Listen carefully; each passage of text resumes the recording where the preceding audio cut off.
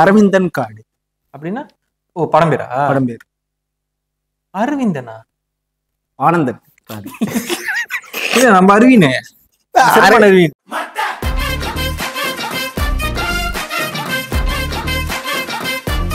என்ன இங்கிலீஷ்ல போட்டிருக்கு? as I am suffering from vaccine. Okay.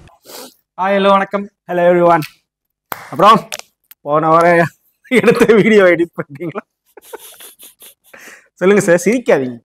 போன வாரம் என்ன வீடியோ ஷூட் பண்ணாங்கிற டைட்டில் மட்டும் சொல்லுங்க, நாங்க பண்ணிச்சிடுறேன். ஈரோடு சொல்றேன். நான் கேட்டது என்ன, போன வாரம் நம்ம ஷூட் பண்ண வீடியோட டைட்டில் மாரி சார் கொஞ்சம் கிட்ட வந்துச்சு டைட்டில் மாமன் கூட. அதான் பாருங்க எப்படி ரிலேட் பண்ணி சொல்றான்னு. இன்னும் அந்த வீடியோ வரல. இப்ப அதுக்கு அடுத்த வாரம் நாங்க ஷூட்டுக்கு உட்காந்துட்டோம். என்ன படம் வந்திருக்குன்னா, நம்மளோட சார்பேட்டா பரம்பரை ஹீரோ ரஞ்சி. சும்மா சும்மா ஆரியா கன்ஃபார்ம் தப்பா சமாளிக்கிறா. இல்ல ஆரியா தானே, ஆரியாவோட படம். விஷாலு இது அந்தாரியா தானே. இது ஏரியா நீ சொல்லுங்க, பாருங்க பரவாயில்ல. நீயே ஒலிடா. நீயே ஒலியா. நேத்து கார்த்தியும் விஷாலும் லான்ச் பண்ணாங்க இந்த படமா? Trailer, sorry teaser. அரவிந்தன் காடு அப்படின்னா ஓ படம் பேரா? படம் பேர் அரவிந்தனா? ஆனந்தன் காடு. இல்ல நம்ம அரவின் அரவின் அவர்தான் நினைச்சிட்டு ஆனந்தன் காடு. அரவிந்தன் காடு ஆனந்தன் காடு. சரி விடு, அரவிந்த் இல்ல ஆனந்த். ஏன்பா சார்பேட்டா பரம்பரையோட ஹீரோ ரஞ்சித்ரி நீ சொல்லலாம், ஆனந்தன் காடு அரவிந்தன் காடு சொல்லக்கூடாதா? அதெல்லாம் அப்படிதான் சொல்றேன். இனிமே இந்த படம் பேர் அரவிந்தன் காடு தான். டைட்டிலே அப்படித்தானே போடுறேன், ஆனந்தன் காடு. இது தமிழ்ல ஏதாச்சும் மீனிங் இருக்கா இல்ல? நான் பார்த்தேன், இது வந்துட்டு ஒரு ஐ திங்க் இட்ஸ் ஸ்ரீலங்கன் இஷ்யூவா, ஐ எம் நாட் ஷூர். நான் பார்க்கவே இல்லை, ஃபர்ஸ்ட் டைம். இல்ல இந்த வார்த்தை சொல்றேன், ஆனந்தன் காடுனா சாதாரண ஒரு இடம்னு நினைக்கிறேன், அந்த இடத்தோட பேருன்னு நினைக்கிறேன். இன்கேஸ்லாம் காடுன்னு இருக்கிறதுனால இடம் பேருட்டீங்க. இல்ல நான் ஏன் பார்த்தேன்னா, அவன் வந்துட்டு மிலிட்ரி யூனிஃபார்ம்ல இருந்தான். ஸோ மேபி இந்த ஸ்ரீலங்கன் இஷ்யூவை பத்தி பேசுறாங்களோ அப்படின்னு எனக்குள்ள தோணுச்சு. சரியா தப்பா நம்ம பார்த்ததான் தெரியும். ஹீரோயின் இந்த போல வெறும் ஆர்யா ஜிஎன் கிருஷ்ணகுமார்னு போட்டிருக்கு. இப்பதானே சொன்னேன், எல்லையில் நடக்கும் ஒரு ப்ராப்ளம் பத்தின கதைன்னு நினைக்கிறேன். எந்த எல்லை அப்படிங்கறத இப்ப பார்த்தா தெரிஞ்சிடும். Okay, let's see. Mini studio presents துப்பாக்கி.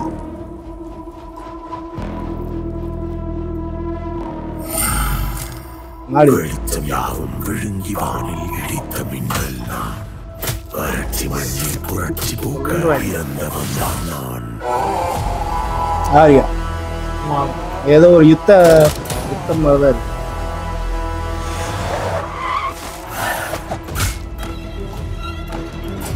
யாரா இருந்த தெரிஞ்ச முடிஞ்ச ரெஜினா கசாண்டா இவங்களும் இருக்காங்க, அவங்களும் ஹீரோயின். ஆமா, பூமி சிரிப்பதற்காய் பொழிந்தவன் தான் நான். பொலிட்டிக்ஸ் வேர்களாகி மரங்களாகி வளர்ந்து நின்றேன் நான். இவரு இப்ப எல்லா இடத்துலயும் இருக்காரு. வில்லன் வேணுமா அவரை தூக்கி போடுங்க அப்படின்னு. ஆமா, சதிக்கு அஞ்சி விதிக்கு ஆனந்தன் கால்வதில்லை நான். அடர்ந்த காடாய் தொடர்ந்து நீளும் அதிசயம் நான் தான். ஜங்கல் விதினா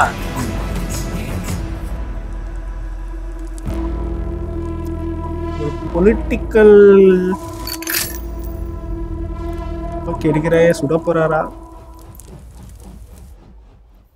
சீரியஸ்லி இது என்ன படம்ங்கிறது வந்துட்டு என் மனசுக்குள்ள கொஞ்சம் தோணுச்சு.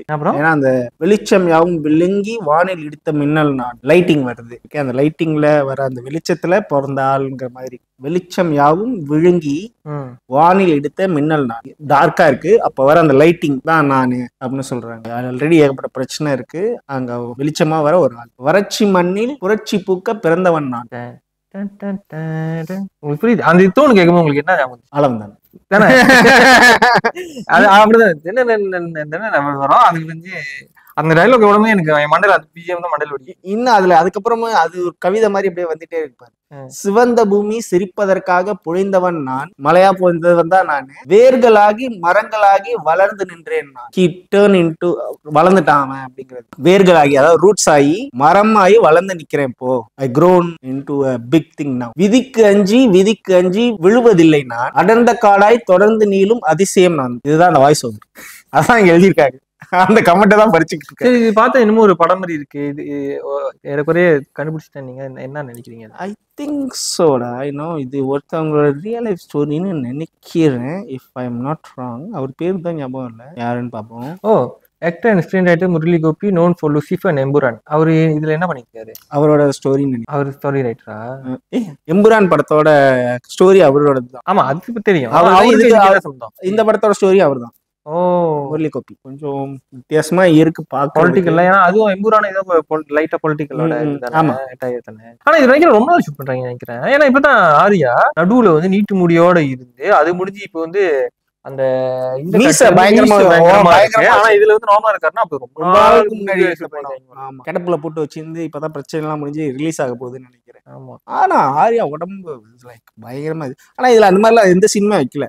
It's so clean cut, it's like he's like a soldier and கோட்ல ஒரு ஷூட்டிங் சீன் வருது, அதுக்கப்புறம் துப்பாக்கி காமிக்கிறாங்க and not much revealing, just it's ஒரு டீசர் தாங்கிறதுனால அங்கங்க தி ஷோ என்ன வரப்போகுது அப்படிங்கிற அந்த பில்டப் மட்டும்தான் இருக்கு. அதுக்குள்ள வேற யாருமே எனக்கு தெரியல. I saw Regina, Malayalam heroine, right? தமிழ்ல நடிச்சிருக்காங்க.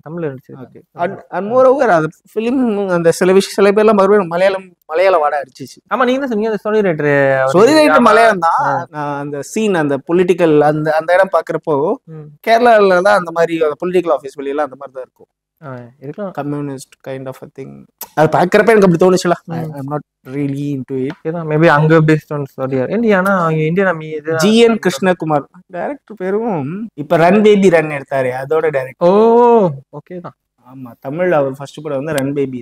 ஆனா அந்த லைன் ரொம்ப பவர்ஃபுல்லான லைன். ஆனா அதை நான் சரியா படிச்சேன்னா மறுபடியும் படிக்கிறேன். வெளிச்சம் யாவும் விழுங்கி வானில் இடித்த மின்னல் நான், வறட்சி மண்ணில் புரட்சி பூக்க பிறந்தவன் தான் நான், சிவந்த பூமி சிரிப்பதற்காக பொழிந்தவன் தான் நான், வேர்களாகி மரங்களாகி வளர்ந்து நின்றேன் நான், விதிக்கு அஞ்சி விழுவதில்லை நான், அடர்ந்த காடாய் தொடர்ந்து நீளும் அதிசயம் நான் தான்.